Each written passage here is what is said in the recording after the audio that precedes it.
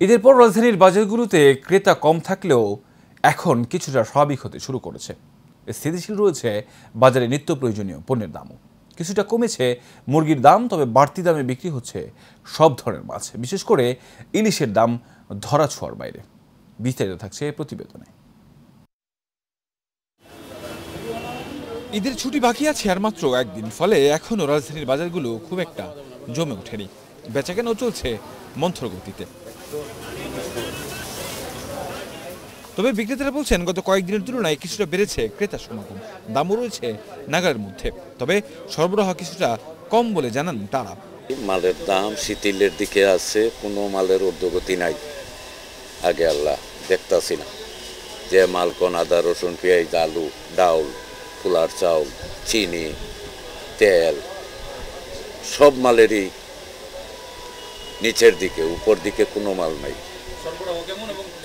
সরবরাহ আছে, চাহিদাটা কম, কাস্টমার কম। সমস্যা একটাই আমাদের, কাস্টমার বাজারে সব। আজকে শুক্রবার, আগামীকাল শনিবার মানুষ আওয়াজ আয়া শেষ হইব, আগের মতো হয়ে যাব বাজার। কিন্তু বাজার মালের দাম টাম তেমন বাড়ে নাই। সরবরাহ আছে মোটামুটি মাঝারি ধরনের। ক্রেতাদেরও খুব বেশি অভিযোগ নেই দাম বৃদ্ধির। বলছেন ঈদ পরবর্তী বাজারের দাম একটু বেশি থাকে, কালেকশন কম, প্রাইস বেশি। এটা স্বাভাবিক অর্থে আমরাও মেনে নেই, কারণ হচ্ছে ঈদের পরে সবাই একটুখানি চাইবে একটুখানি লাভ করার জন্য। আর সবজির বাজার এনাফ, মানে যা আছে চলে, কিন্তু মাছের বাজারে একটু প্রাইস বেশি। সবজির দাম কেমন মাছ দাম ঠিকই আছে, বেশি না।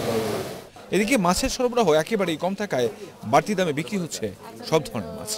দাম নিয়ে মিশ্র প্রতিক্রিয়া ক্রেতা বিক্রেতাদের মধ্যে। 2200 টাকা দিয়ে 1 কেজি মাছ নিয়ে যায় খাওয়া অনেক অসম্ভব। মাছ কম আসে তো, এই জন্য আগে যা বেচতাম তার 40-50 টাকা 30 টাকা রেট বেশি। বেশিরভাগ গরু মাংসের দোকান বন্ধ রয়েছে, স্বাভাবিক রয়েছে ডিমের দাম। কাউসার আহমেদ, এশিয়ান টেলিভিশন, ঢাকা।